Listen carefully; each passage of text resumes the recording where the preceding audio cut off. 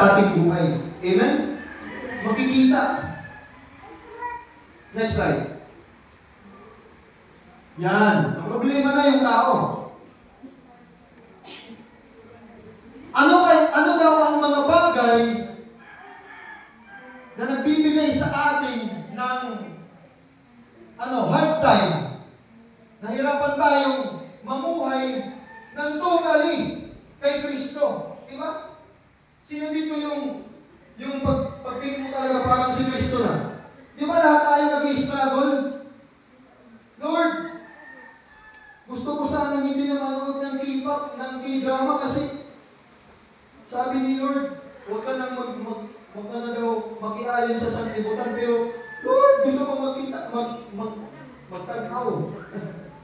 Di ba? It's hard time for us there's a hard time for us na mamuhay ng katulad kay Kristo. Amen?